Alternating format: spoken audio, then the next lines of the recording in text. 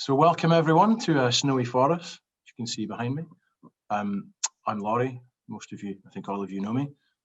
This lovely lady to my left, although randomly on your screens, is, as I think you know, Fiona Campbell, the CEO of the Association of Scottish Self-Caterers. She is quite possibly the busiest woman in Scotland for the past year. And I think the next hour will be instructive, informative and helpful. Mostly the focus is over to you guys for questions. Tell us, ask us, primarily ask Fiona because she has the answers. I'm her stooge today, so I will keep control of the room and make sure that everything goes well. So without any further ado, Fiona Campbell, Association of Scottish Self-Caterers. Whilst Fiona is speaking, I shall switch off my video to save bandwidth. I'll also mute myself so you won't hear me coughing in the background. Fiona.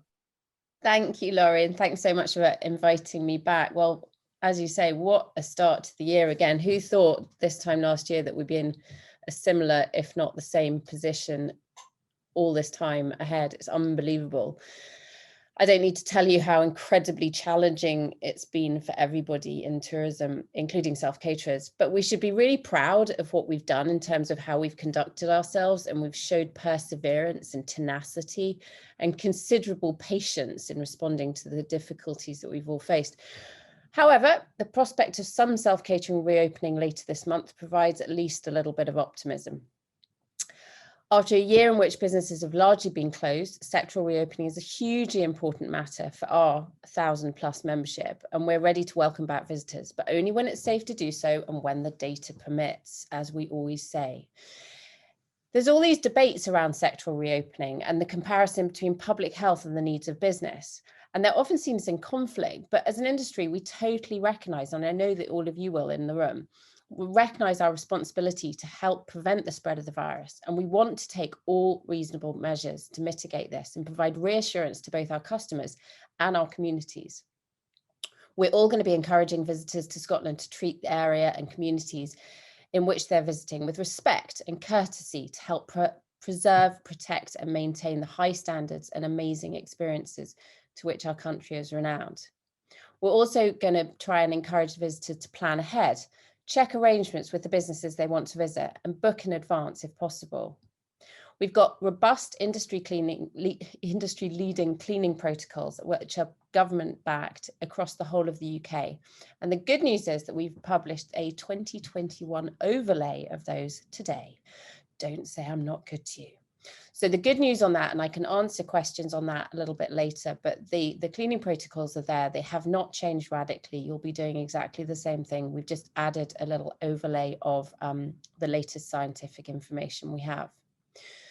With international travel unlikely for the foreseeable future, there's a huge opportunity right now to boost domestic tourism.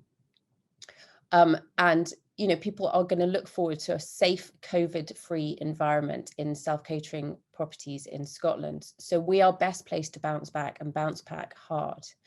We remain a welcoming country where irresponsible staycations are the exception rather than the rule, and visitors and locals are both going to benefit from the reopening of the sector. Tourism, undoubtedly, and I think you'll all agree, makes Scotland richer, both economically and socially. And without it, Scotland would be a much poorer place. But we all need to work together, government and industry, to reduce any concerns from communities about the reopening of the tourist sector, especially in rural areas, and find a resolution through dialogue and reassure that local areas can benefit from tourism again. So we know there's a lot going on and we appreciate there's a lot of questions, and we'll have lots of time for questions at the end, but I thought I'd give you a brief update about kind of what's going on with the industry and the sector, self-catering sector.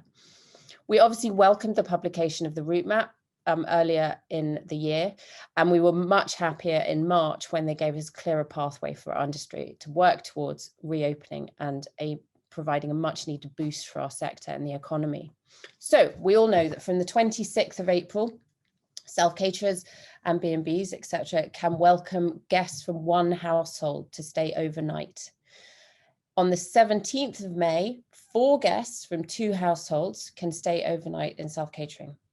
Now, don't forget, children under 12 are not included. They're invisible, if you will. So that's good news. Unfortunately, progress is a lot slower than we'd hoped, but we are working tirelessly to get answers on it. You'll also hopefully know that we've managed to secure that anybody that was on the SFBF grant is now eligible for the Restart grant, and the last grant payable on the 19th of April, which is very soon. So that's incredible. It means that we're now in step with other hospitality providers, having been left out of the top-up grant back in January. So this is very, very good news. Now, both Ms. Forbes and Mr. Ewing have both said they're very aware of the likely need for future support for certain types of businesses in the sector who aren't going to be able to trade viably.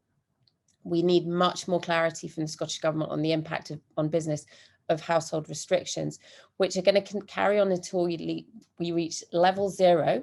Level 0, you're allowed to welcome 8 people from 3 households. For businesses that have more capacity than that, you're still not going to be working viably, and that includes my own business. So we will absolutely push for much needed financial support for these larger properties as a matter of extreme urgency. So meanwhile, we're all kind of navigating our way through this hellhole, and yet still the freight train that is short-term let licensing continues to pick up speed. We've all obviously been highlighting the negative impacts of the proposed short-term let regulations for the economy and tourist industry, especially in light of the pandemic. The real cost to local authorities of implementing the licensing and planning control areas simply hasn't been considered. And this was made much more difficult in the absence of a BRIA, a business regulatory impact assessment, being published alongside the consultation. Now, the commercial reality of these proposals are that guests simply will not book if their bookings are conditional and subject to a term between the owner and the guest that says the owner can cancel the booking if they can't either obtain or renew a license.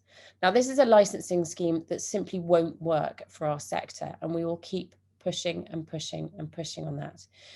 Mr. Stewart, the Minister for Local Government, Housing and Planning, said in December regarding these kind of cancellations, he, quote, expects the position in respect of refunds for future bookings affected by refusal, suspension or revocation of a license to be covered by booking terms and conditions in the same way as any other scenario in which the accommodation becomes unexpectedly unavailable, such as through fire damage or flood. That shows completely contemptible lack of understanding of commercial contracts in the tourism sector. It's kind of like you going into a supermarket and the supermarket person saying you can put all your shopping in the basket, but we'll decide whether you can actually buy it when you get to checkout. That's not going to work. It's just simply not going to work. Anyway, the other thing is that it transpires that the ill-considered short-term let legislation also impacts B&Bs, because that's considered to be home sharing. Now, I very enjoyably watched them walk into that little issue because they thought that they had excluded bed and breakfast because they believed that every single bed and breakfast had planning change of use and was use class order 7 instead of use class order 9. I won't go into the detail, but they failed in that regard. And now B&Bs are within the scope of the regulations. Don't get me started on glamping pods, timeshare properties and other unusual accommodation, who are also included within the scope of the regulations. Scottish Government appear to be introducing this licence principally because of concerns around Airbnbs in tenement flats. Now, that's not a problem where you live and work. Scottish Government have been told repeatedly that this isn't going to work and it's not a Scotland-wide solution, but they simply aren't listening. So what's the answer? Back in 2019, the ASSC proposed a simple online registration scheme whereby short-term lets are registered with a local authority to create a transparent network in order to enable the council to assess the prevalence and distribution of short-term lets and, of course, make sure that they comply with strict health and safety. We therefore launched Scotland's Tourism Accommodation Register as an example of how this could be done. It's a kind of innovative industry-leading scheme designed to enable that robust data capture. It's a proportionate scheme that we think ensures the responsible growth of our sector. It strikes an appropriate balance for the tourist economy, visitors and local residents, and provides a proportionate, evidence-based and future-proof solution for national and local government. We're very excited about it. Now, every day goes by and things change, and I'm having conversations with Visit Scotland, with the Scottish Government, with Airbnb and other platforms in order to make sure that what we do is correct. Now, COVID COVID-19 has underlined the need for regulation, perhaps, of the short-term lets, and we intend to be part of that solution. So what we have also done in the last week is we have amended the draft SSI, which is the statutory instrument that lays the law before Parliament, in order to try and exempt registered accommodation. Now, I won't go into the technicalities, but I've suddenly become a lawyer on top of everything else, and I'm now drafting legal documents. But that's fine. I like learning, apparently. So that's what we're doing, and we will continue to work constructively with the Scottish Government as this unfolds. Meanwhile, we've published our first ever election manifesto entitled Recovering, Reopening and Revitalising, Building a Scottish Self-Catering Sector for the Future. And this sector sets out our sector's 4 main priorities for the next government. These include introducing evidence-based short-term let regulations, dropping plans for the tourist tax, supporting small businesses by enabling easier access to support while the COVID pandemic continues, and championing the benefits of holidaying in Scotland through self-catering. The Scottish parliamentary elections really matter to our sector for tourism, and we're going to be working closely with many across the next parliament for the good of the self-catering and wider tourism sector. This is long-term picture stuff, but it's really important. So last night we held our first ever hustings event, attended by over 130 members.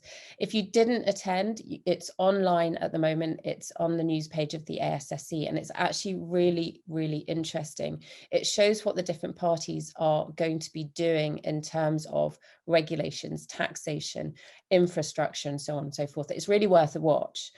And I was panicking, but that's another subject. So always wanting to kind of end on a positive, what can we do now, you and I, to assist in recovery? We're talking about practical steps.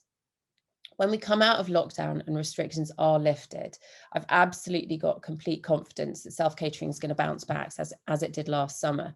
We're going to be the sector of choice for a good long time. So let's use this time wisely to be ahead of the game when we can reopen. And for some, that's in a couple of weeks, which is fantastic news. Things to do in the next couple of weeks. Update your terms and conditions. Make sure your COVID-19 cancellation terms are clear and are actually going to work for you. We are working with a lawyer to kind of help with some of the terms and conditions. But in the interim, for example, what I have done, for what it's worth, is that if I am in lockdown in Argyll and Bute, or Moray Speyside is in lockdown, I will fully refund. But if somebody has gone to the pub in Glasgow on Friday night and therefore has been tracked and traced and can't come to stay in Argyll and Bute the following Saturday, I'm not going to refund that person, because that is not a reasonable term for them not coming. And also disinclination for travel. That's not going to be refunded anymore. We've got to be a little bit harsher on our terms and conditions. Perhaps look at things like Booking Protect, which isn't an insurance, but it is a refund protection. There are different products out there, but it's worth looking at them just to see if you can protect yourself going forwards. Do things like update and refresh the photos and text on your website. It's really simple things, but when was the last time you really went and looked at what your messaging was to guests? Check that you've got the rights to use all the images. You know, Laurie's got a fantastic backdrop today. He took that photo. He can do whatever he wants with that photo, but a lot of photos are copyright secured. So just be careful. Check your prices, display your prices for 2022 and 2023. People are already booking. I just had a booking for Christmas 2023. I mean, really, come on. Anyway, but on a day-to-day basis, go open your front door, walk through your property with a notepad and open eyes, and make notes on anything that might need a repair or an improvement or a lick of paint. And also, longer term, see if you can diversify your business at all to increase agility to safeguard against future restrictions. Because I mean, however much we all hope that this is the final lockdown and everything's going to be smooth sailing, the road's open, but there's many, many potholes to navigate through. So we just need to be careful and do what we can to safeguard our own businesses. We've got a bunch of talks coming up, ASSC talks. There's one on the 13th of April, which is practical steps you can take, with an update on cleaning protocols and also exploring how noise monitoring and being a great neighbour can turn into better profits. And that works for rural areas as well as urban areas. On the 20th, we've got Are We Nearly There Yet?, which is a look into UK short-term rental industry trends with Verbo. And also Laurie Piper on building and rebuilding a destination, which should be really interesting. On the 20th, we've also, in the afternoon, it's a busy day, the 20th, we've got a session on debt management and financial planning before it's too late for some. Now, it's really important that we all face up to the challenges ahead and to facilitate conversations for both operators to be honest with themselves and also supply partners. We really hope that this session is going to assist people in navigating through the coming years, because this isn't going to end tomorrow. We've still, even if we have a strong summer, we've got to get through to the next Easter. You know, we've got to look at this long-term picture, and we've got to assume that there's no more financial support coming our way. So we will carry on adding into those ASSC talks. We'll carry on supporting the sector wherever we can. We'll carry on working with DMOs, specifically Laurie, who's a fantastic person to be supporting you guys. And at that point, I'll stop rabbiting on and I think open up to the floor and see if anybody's got any questions. Fiona, that's epic. Everyone is able to chat. There's Donna with the first one. Can you just very briefly, the kind of political manifesto, remind me what that was called again? What is it called? Now you're asking me, aren't you? God, I can't remember. Revitalising. Yep. I can't remember. Lots of R's. Yes. I was thinking probably not one for Jean Freeman to announce on the lunchtime press conference. No, not really. No. Donna has her hand up. Donna has recovering, reopening and revitalising, building a Scottish self-catering sector for the future. I really should. I've learned a lesson. I should learn that one off by heart. It's very new. I only published last week. Give me a chance. No, it's good. I had a read of it. I mean, it's the fact that you're doing this engagement. You're widening out why it's relevant and how people can understand, how to get politicians to understand how important this is. That self-caterers are massively important to the tourism industry, and if they start paying attention, so as you know, we're in Moray Speyside, we have a slightly different dynamic up here, but I think it is critical that we do a little bit of intelligence when we're voting to make sure that our politicians are paying attention. So anyway, sorry, Donna. Yeah, no, absolutely, you're absolutely right, and I think that's the important thing. The hustings last night was really, really interesting, and we had Fergus Ewing, Liam MacArthur, Rhoda Grant, Jamie Halker Johnson, and Laura Moody on, so representing 5 major parties. And what they came out with was really, really interesting, and we touched on some really high-level things. So short-term net regulations, tourist tax, infrastructure and so on. It's really worth going and having a watch of that video, and also to go and read the manifesto, which is really, really short but covers the really essential topics, and then go speak to your candidates, ask them what they're going to do for you about these issues, because these are the key issues that we're not dealing with tomorrow, we're dealing with the next 4 years. And it's really important that we all look at this as a big picture thing. And if the Green Party are the people that you want to vote for, why are they the best party to vote for? They may well be, that the Conservatives may well be. I can't tell you that. We're entirely non-political. But the fact is, we need our politicians to work for us. That's the critical point. Yeah, I think my sense of it, Fiona, is often that if politicians don't know what it's like on the ground, you know, I speak to businesses all the time, and they'll raise things to me and I'll say, well, have you copied your councillor? Have you told your councillor at the starting point?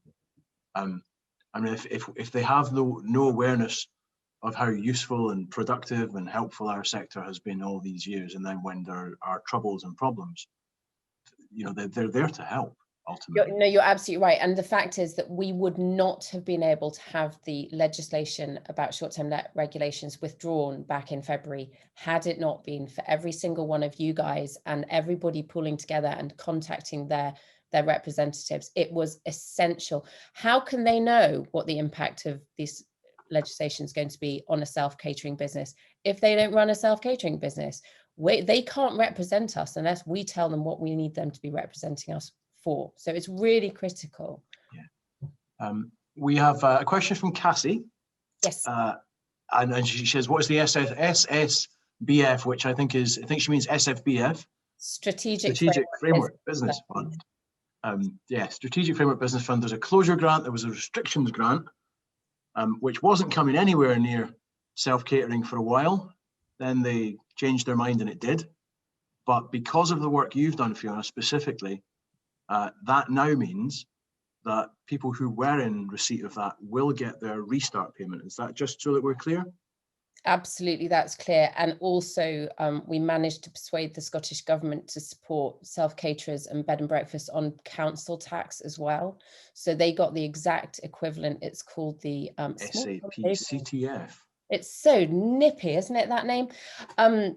So they get that, which is exactly the same as the BF fund, and they get again the last tranche in April and the restart grant, which is 8,000. So everybody's going to get £9,000 in April, which is amazing. Yes. When you think about it like that, and then I guess it's not replacing lost business per se, but if you've managed to get your application in time, then you will have got your January, December, February, March half payment in March, wasn't it? No, it was January, February, March, half payment in April, and the restart. So it's £15,000. So I mean, I'm absolutely delighted. I'm delighted that they listened to us, and I can only commend the Scottish Government for listening to us, because none of that was going to happen before Christmas. So I'm absolutely thrilled and delighted that we've been able to help people to that level. It does feel like they've been listening, in a non-political way. It does. You know, the phone lines have always been open, and certainly when we've approached them or when we've had occasion to try and engage, they've always been quite receptive and responsive. Yeah, and they've had a lot of pressure put on them, but that's our job as industry leaders and your job as representing the DMO and individuals writing to their own candidates and representatives. But, you know, cross-party, I've had enormously really incredible cross-party support throughout this whole pandemic. Again, we're entirely non-political. I'm personally non-political. I don't care. I just work with people that are going to help the sector. But you're lucky actually where you guys are, because your representatives are actually very strong. So you're quite lucky in that sense. That's a fair point that I think is sometimes not noticed, that the leaders or many of the major senior politicians represent areas up here, you know, so actually this part of the country should be in sharp focus for them at all points. There are 5,580 self-catering units on non-domestic rates in the Highlands and Western Isles. That's quite a lot. And you've got significant senior political representatives in your area. Yeah. So Donna had her hand up, so we let Donna ask her question, then Howard has one in the chat box. So over to you, Donna. I wasn't sure how this actually worked, because obviously it's kind of different to normal Zooms, because I'm only seeing yourself and Fiona. So I've actually just typed my question. But basically, what I was really interested in Fiona's comment about her updating her terms and conditions. So I haven't actually worked out exactly, but I use a letting agent or a company to do my bookings. So I'm bound by them, and that's absolutely fine because it's quite clear, or it became clear as time went on.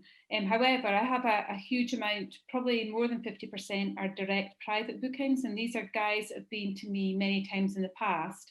So I hadn't changed my terms and conditions, and I basically had what I would call a gentleman's agreement. I've said to them that I would refund all monies that they had paid to me if they're prevented to travel because we're in lockdown or their area is in lockdown. But I suppose I hadn't really thought about the part of people that may have to self-isolate but not actually have COVID. So I guess I've kind of missed the boat for all my bookings. I'm fully booked up till September this year anyway.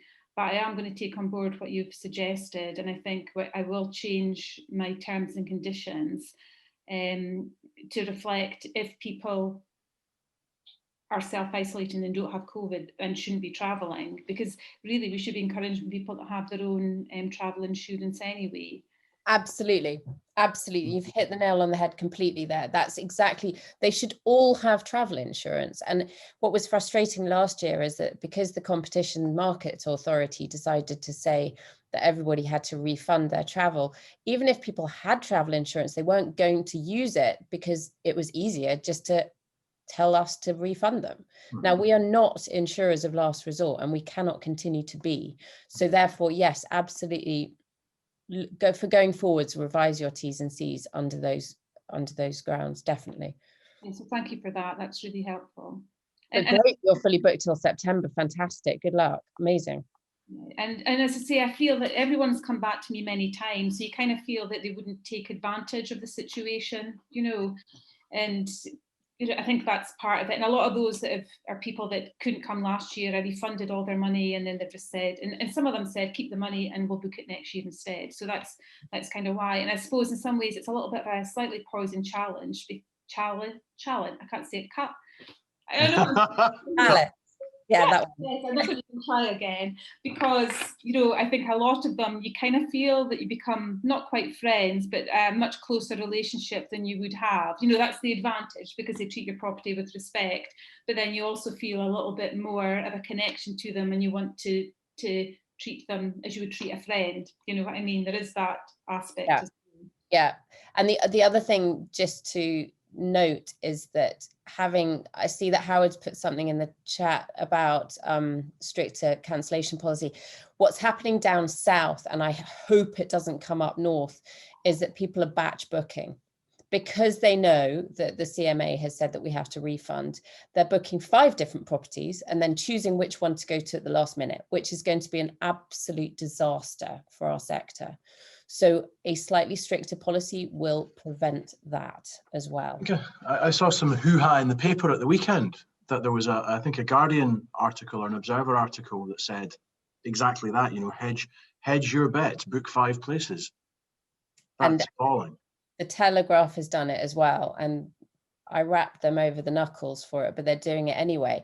And it's exactly what happened with restaurants last year. But I mean, you know, and it was terrible news for restaurants, but at the same time, it's really bad news for our sector that relies on advanced bookings largely.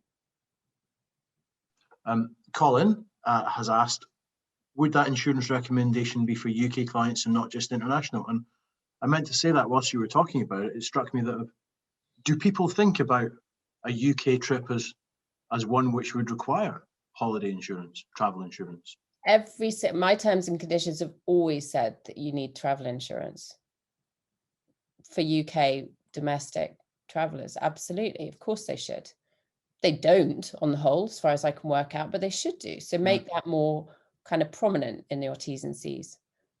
Again, the point is that we cannot be seen as insurers of last resort. That's not what we're here for. We're here to offer safe, COVID secure accommodation for family holidays.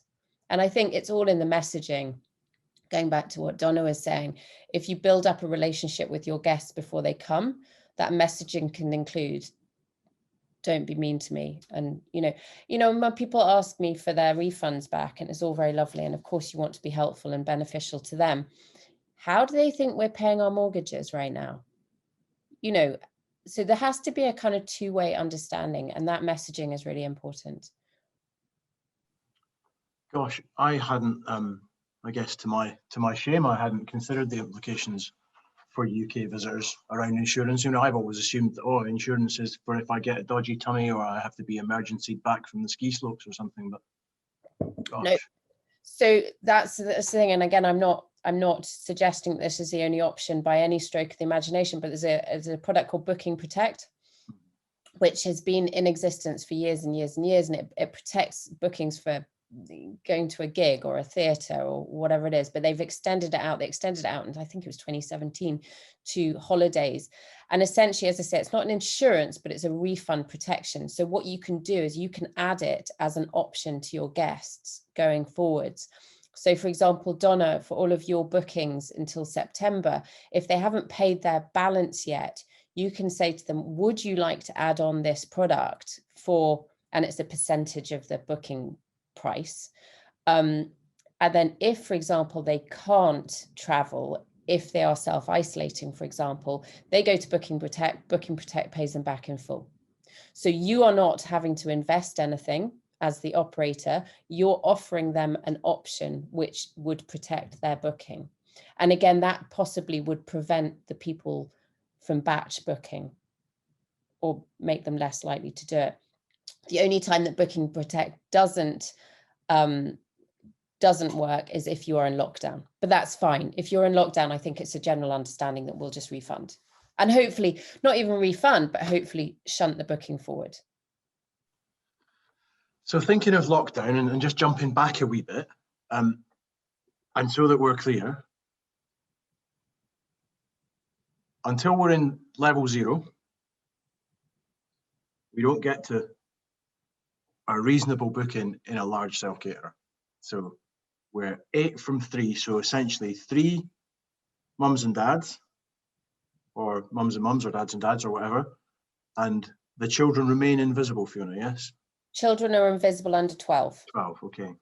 So, you know, so level 0 will work for a lot of larger properties, but for your shooting lodges that start at accommodating 16, they're going to have difficulties for quite some time. And I'm trying to get clarity on that, because it's all very lovely saying that in level 0, it's 8 people from 3 households. They have always talked about level 0 being pre-COVID. And I'm like, well, what do we need to get to sub-0 before we can go back to normal trading? So that's the sort of clarity that we're still working on trying to achieve and getting nowhere at the moment. And it's not helped by PERDA. It's not helped by everybody not being able to make any decisions, which is a terrible, terrible time for this, but still. Yeah, it's an interesting time to have no access to the people you need access to. Yeah. And yeah, a difficult one. Okay, so you mentioned at the beginning also, take some time to do your kind of web admin. Check your listings, make sure. So we've been doing a bit of work on the back of our website over the past month, and a lot of it has been around tidying listings and sorting images. And it is the case that there are many, many, many where the images are old or grainy or not even of the property. So then thinking about search engine optimization and your opportunity to be found, it's all about good images with alt tags.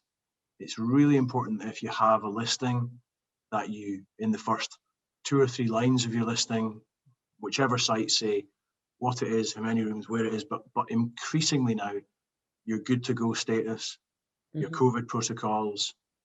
If you have good to go, then you are automatically able to receive the safe travel stamp, which is super useful and going to get even more useful when they bring in international passenger accreditation and all that kind of COVID stuff. So take some time to sort out all of your listings, and if you need any help from us, we'd love to do that. A wee secret one for you is we've just introduced free to book integration into our website, and we're going to make that live at the end of this month.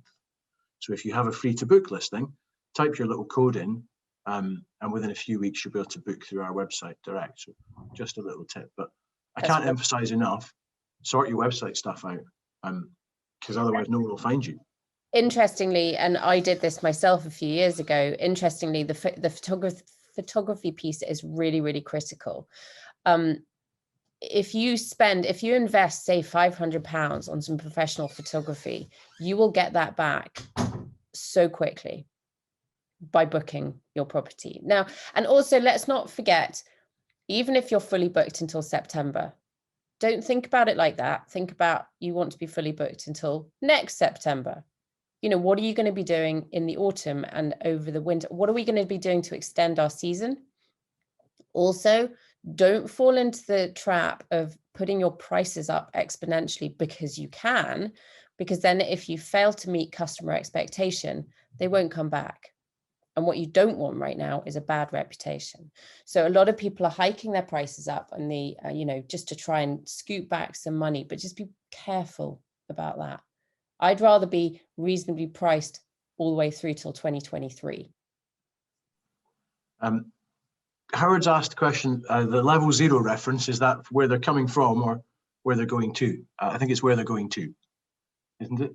It is where they're going to, but the hope is that everybody will be on the same level unless there are very specific spikes. So the plan is that Scotland will keep travel restrictions to an absolute minimum because they recognise that that was a total killer.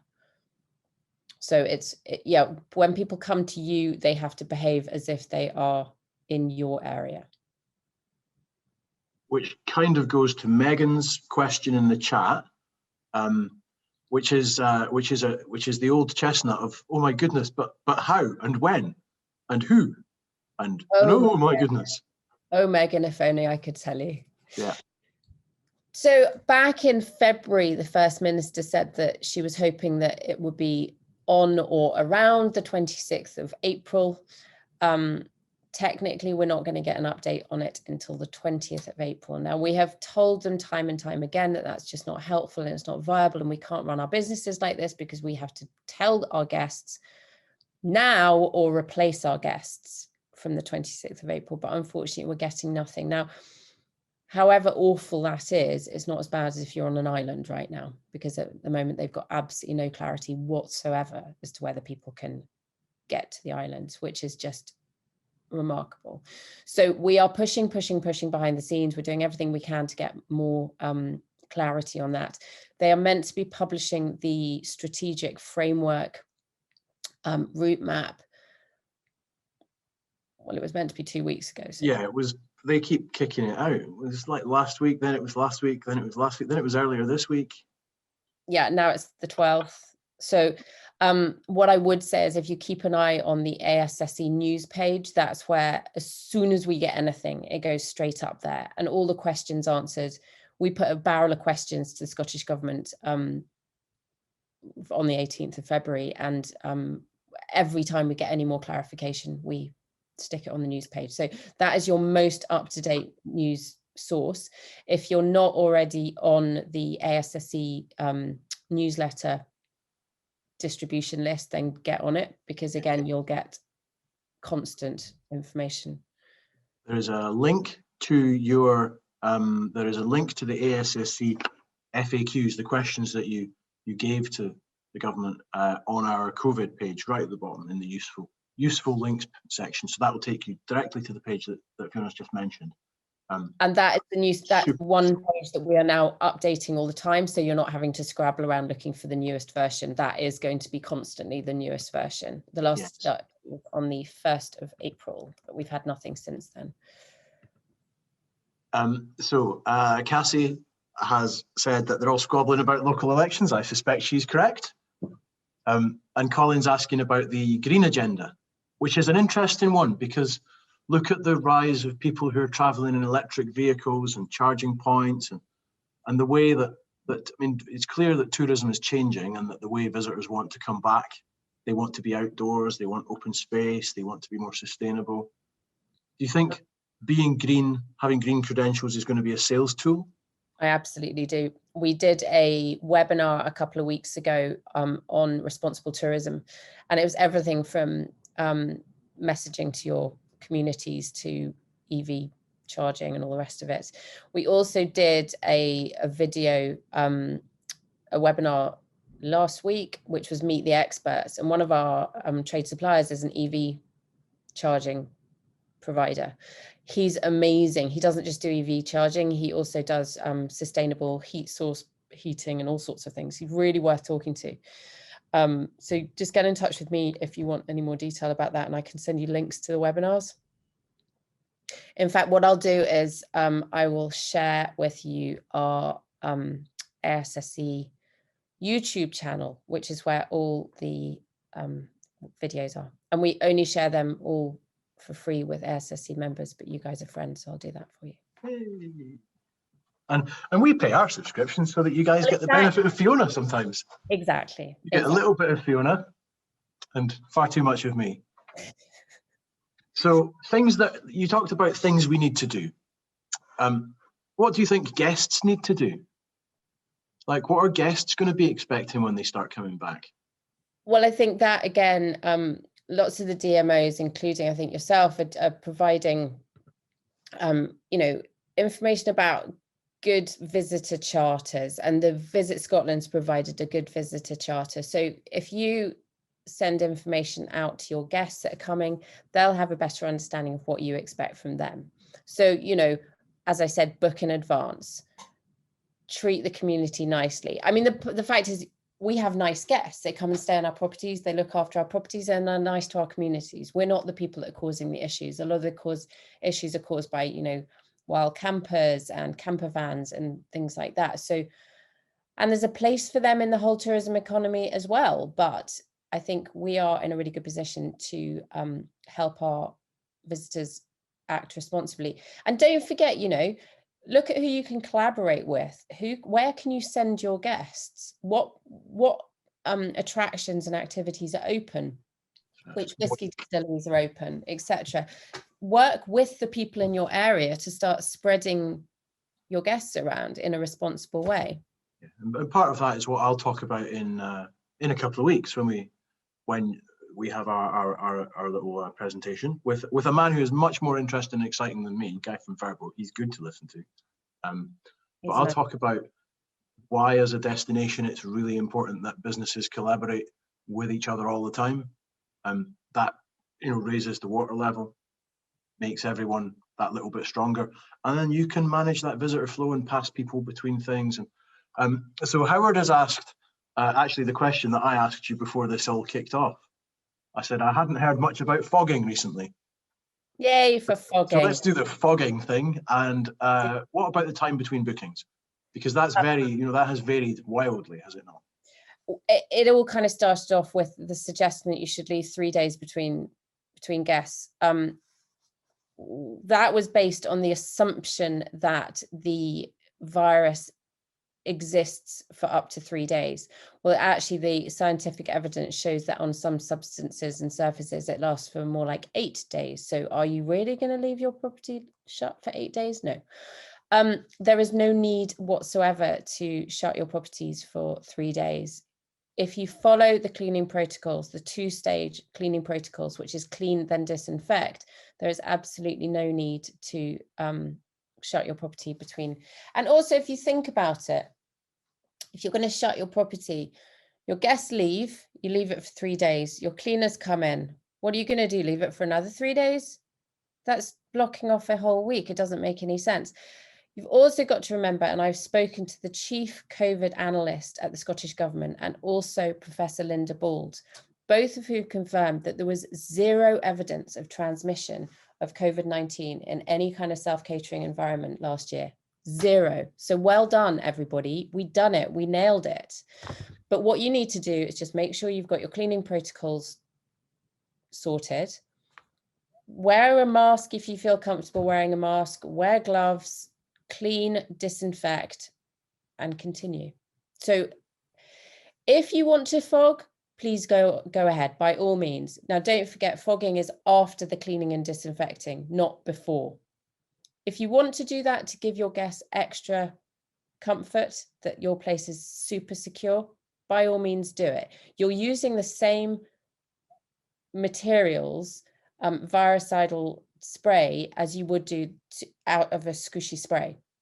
So it's not some crazy awful thing. What you don't want to be doing is thermal fogging, which is a completely different thing that they might do in a hospital if there's a huge outbreak. You're not going to be doing that. It's a simple fogging device, which is essentially like a brig spray that pushes out tiny particles. So if you want to do it. If you don't. I bought a fogger last year. No, I didn't. I was given one to test it. And I used it a couple of times where I just felt like, I don't know, I just felt like I wanted to make my coming in guests extra secure, but it's not mandatory at all. So I was in the shop the other day and I went to buy some bathroom products, and almost every single one of the things on the shelf that you spray out of a squishy bottle said, kills COVID. Yeah, the word kills is also not the word. I don't like using the word kill. It doesn't kill anything, it neutralizes it. So what happens if you think about it? COVID is an enveloped virus. I wish I didn't know all of this stuff. It's like a bubble, it's like a balloon. Now, the process of why washing hands is so important is that when you're washing your hands and you're doing this, that movement plus the detergent breaks down the surface of the balloon and therefore neutralizes it. So it's no longer enveloped anymore. It's gone bleh, and then it's gone. So that's what you do. And that's why people say, well, why can't I put the same stuff down my septic tank? Because in your septic tank, there's nothing doing this. So that's why washing machines neutralize it. And again, all you need to look for is EN 14476. That is the virucidal element that you want. Forget about whether bleach works or not, or forget about EN 12276, 14476, and it's everywhere now. genuinely everywhere. And you can get green products as well, which is fantastic. You don't need to just use some awful chemical thing. And again, I'm not supporting any particular person and they don't pay me, but you've got Scottish companies like Dew, who are from, I think they're Dundee. They do a fantastic range of products. You only need to buy one product. You can use it in every single dispenser, mister, fogger, sprayer, canister, everything. Brilliant. And it's a hand sanitizer. So you just need to buy one big 5-litre tub and jobs are good. And it's brilliant. And say again the name of the company? Dew, D-E-W. Okay, brilliant. And you're supporting Scottish. What's not to like? Does that help, Meredith? Again, be warned, we've got to remember people are here to get the best out of this. And, everybody wants to earn a living, but don't be fooled into thinking you need to buy a 16 quid mister when actually you can go onto Amazon, go onto a hairdresser's supply site, and you can buy the same mister that's 15 quid elsewhere for £1.99. Top tips. Dew products in the chat box there. Yeah, they're great and they're nice guys and they're doing a brilliant thing. And they work with schools. They're just a really sustainable organization. I really like them. And they don't pay me. Although, to be fair, if you were going to get free stuff, you'd want sexier, better free stuff than that, no? Really? Yeah, really. So we're coming to the end of our very valuable time with you. I wondered if you had, what do you think? How do you think this is going to go, Fiona? Okay, I'll rephrase that. I think that clearly there's going to be a busy summer, but I'm not sure that all of the politicians have realised that the busyness of the summer doesn't mean that everyone's going to be filling their boots. No, absolutely. And this is a conversation that I've had constantly with the Scottish government, is that, they are of the opinion that self-catering is going to have a boom summer and everything's going to be fine and we should all just be quiet and get on with it and have a wonderful time. It's not quite that simple. There are nuances in terms of, obviously, islands. Obviously, travel restrictions from the UK are going to have a massive impact. International travel is going to have an impact, although there's huge potential for the domestic market. And then, of course, the larger properties. So larger properties are going to be hit by this for quite a long time. Now, if we can all do what we're meant to do, my concern is always about schools reopening, I'll be absolutely honest. That's what happened last year. I don't know what they're going to do about, as I say, the road is open, but it's full of potholes. So I think we just need to all do our best to navigate through those potholes. And that's why we're doing the session on debt management, because a lot of people are getting the grants right now, which is fantastic, but don't go out and spend £5,000 on cleaning materials, which is what a lot of people did last year. Because if we are all locked down again, we need to keep some of those reserves and just be careful. And we need to be looking at our financial management in December and January and February when those awful lean months happen again. So that's why we're doing that session. So it's not wanting to be depressing or negative, but we've also got to remember that debt is a really ugly word. And it's a word that nobody wants to be associated with. But this is a completely new experience for absolutely everyone. There's globally, people are in debt now. The globe is in debt right now. So it's not embarrassing or negative. It's just a reality. But there's ways we can mitigate against further damage caused by that debt. So it's just, we're trying to help look to the future. I think that's a thing, isn't it? That we have a couple of events organised, one with some lawyers and one with some accountants. And the basis is kind of look at your innards. Look at your processes, look at your setup, look at your risk management. Are you doing lots of the issues that I guess have reached me and will doubtless have reached you as well during the past year around the funding applications and appeals have been when businesses, organizations, operators haven't been able to evidence whatever the government wanted. The specific one I keep going back to is the business bank account, which, whilst it's not in any way legally required, has been a stumbling block for so many operators. not being registered on non-domestic rates, which as I understand, as I interpret it and deal with it on a regular basis, it's not a disbenefit to be on the non-domestic register. It doesn't come with any extra cost. But actually, if this does come back around the houses, then that is going to be one of the, one of the black lines is, well, you've got to be on domestic rates, or, well, you've got to have a business bank account. So let's just kind of robust and deal with all those things now. My watchword for everything, which anyone that knows me will know, is I fear for the worst and I hope for the best. So I think it's plan for the worst, isn't it? Absolutely, I couldn't agree more. And things like non-domestic rates, I think it's really important. If you're a business, why wouldn't you be on non-domestic rates? Not to forget that, if you're on non-domestic rates, you're currently benefiting from the small business bonus scheme, and we will fight tooth and nail to keep that in place, I tell you. So it's worth being on the non-domestic rates. And I think those are the people, if they're already evidencing that they're viable, legitimate businesses, then hopefully we're going to be able to stop any unintended consequences associated with the licensing proposals, for example. And again, not one for today's chat, but the tourism tax comes around the houses again, I suspect. Well, I did an interview with the BBC yesterday about it. It's already rearing its ugly head. It's inevitable. One from Roz there, because Roz was a bit late getting in because Zoom was zooming. This is just spin us back around the restrictions from the rest of the UK again. It won't take long, Roz. I think there isn't a clear answer. Yeah, sorry. At the moment, all we have is that the First Minister has announced that she is hoping that UK travel restrictions will be lifted on or around the 26th of April, but we don't know anything further than that right now.